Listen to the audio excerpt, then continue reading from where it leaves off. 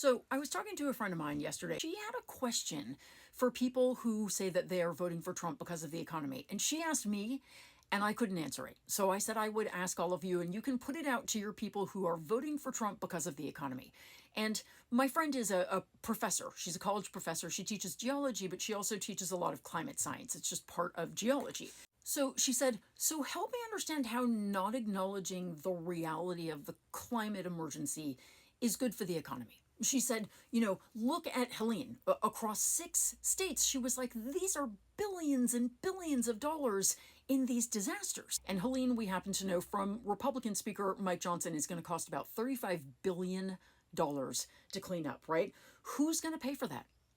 She said, and she's right, it's taxpayers. It's our burden. We're going to carry it, and our government is going to carry it. And then she said, and I show my students every year, I get the slides of the billion-dollar climate disasters for that year. I've been doing it for decades. Every year, I watch those numbers fly up. They're not just inching up. She said they are shooting up.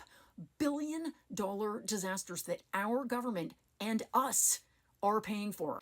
How is that good for the economy? Like, how does that work? Do you know that Zillow is now offering on its website a climate calculator so you can look at any address and see how much it will cost you in terms of climate disasters if you buy that house? So your home is losing value. Forget about homeowners insurance, which entire states are on the verge of losing. Florida, Iowa. What happens when there's no more homeowners insurance? How is that good for the economy? She made a really good point. She said, did you know that the National Weather Service is housed within the Department of Commerce? And I actually did know that because when I was looking up the fact that Republicans want to get rid of the National Weather Service and privatize it in Project 2025, it was in the chapter of Department of Commerce, which I thought was odd at the time. But my friend said the reason for that is because weather and commerce are inextricably linked. Weather affects commerce very, very much.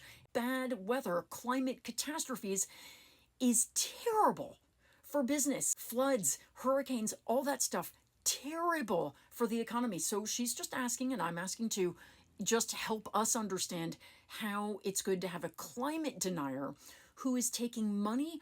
Vance and Trump, 2 of the top recipients of oil and gas money in the country.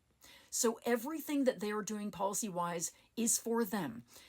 Just help me understand, and then I'll help her understand. How is this good for the economy? The last point she made that I thought was really important, and again, maybe you all who are going to vote for Trump because of the economy can answer this for me, is how is it fair that we're going to ask not only ourselves to pay that huge, huge climate denier tax, if you will, but are you really okay with asking our kids to pay it too, and our grandchildren?